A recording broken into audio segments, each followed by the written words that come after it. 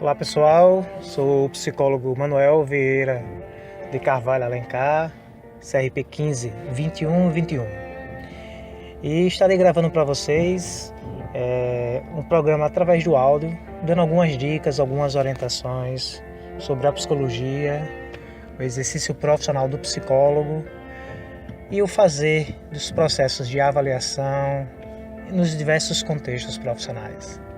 Então, para esse primeiro áudio, eu separei para vocês apresentar algumas dicas sobre talvez um dos temas que mais levam processos no sistema conselho contra psicólogos, que é a elaboração dos documentos oficiais do psicólogo.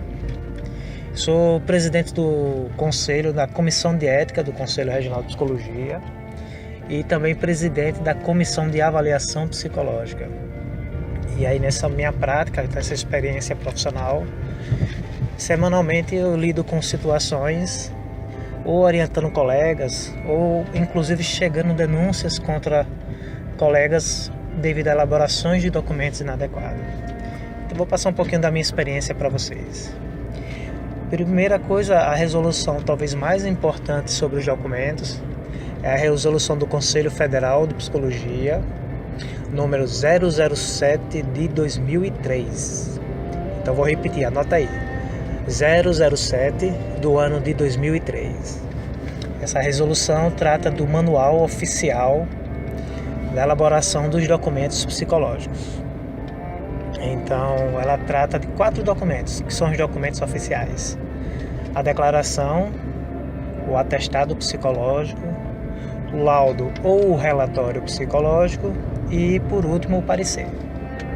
Então é muito importante o psicólogo conhecer essa resolução, porque ela não só trata dos termos conceituais desses documentos, mas ela trata de que tipos de demandas esses documentos precisam ser elaborados e quais são os conteúdos obrigatórios e o que não pode colocar em alguns dos documentos. Então, muito dos erros ou das falhas cometidas pelos colegas diz respeito a não conhecer essa resolução e infringir algumas das suas normas ou dos seus conceitos. Então, vamos falar um pouquinho de cada um deles. A declaração é o documento mais simples, mais fácil, talvez, de se fazer, mas, por incrível que pareça, muitos colegas erram ao elaborar esse documento, ou fazem esse documento para um contexto que exigiria um documento mais complexo, ou na hora que elabora esse documento, acaba fazendo uma quebra de sigilo, porque coloca informações que não poderia colocar na declaração. Então, aprenda aí a dica. Declaração é um documento que visa informar situações normalmente sobre o atendimento psicológico e não sobre o atendido. Então, na declaração eu posso falar, por exemplo, de que o meu cliente, meu paciente, ele compareceu ao atendimento. Eu posso informar o dia que eu atendo, o horário que eu atendo. Eu posso informar o tipo de serviço que eu ofereço, ou seja, qual é a abordagem, se foi uma intervenção de apoio, se foi uma intervenção de triagem, sem problema nenhum. Nunca posso, na declaração, informar os motivos do atendimento, ou seja, informações sobre o paciente, o seu estado psicológico, mesmo que sobre CID ou sobre DSM. Então a declaração é para informar, na grande maioria das vezes, a configuração do atendimento ou do comparecimento do paciente ou de algum parente do paciente, como no caso de um pai ou uma mãe que leva uma criança para o atendimento. A outra dica da declaração: fazer normalmente em parágrafo único, colocando o nome de quem solicitou a declaração, coloque também o número de um documento, coloque qual é a informação da declaração. Às vezes o paciente só quer comprovação do comparecimento, em outros casos ele quer que diga o horário, quantidade de sessões, o tempo que ele faz de terapia. Não tem problema nenhum fazer isso. E nunca esquecer na declaração de que precisa datar, nome completo do psicólogo, o documento com o CRP e a titulação psicólogo ou psicóloga. Pode colocar o teu título, desde que você tenha ele reconhecido, uma pós, uma especialização, um mestrado ou um doutorado. certo? Evite usar o termo doutor se você não tem doutorado. Isso pode configurar uma falta ética.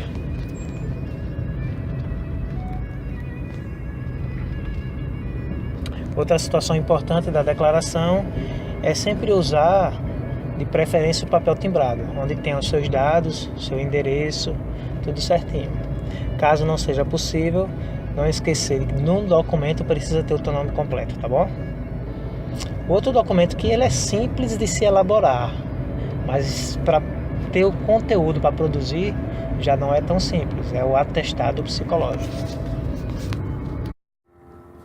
Mas considerando que existem muitas dúvidas sobre a competência do psicólogo emitir atestados, que pelos próprios colegas psicólogos, o tema atestado eu vou deixar para o próximo programa, que nós vamos ter muita coisa para discutir sobre ele, inclusive as outras resoluções que fundamentam a emissão de atestados psicológicos, até para justificar faltas ao trabalho.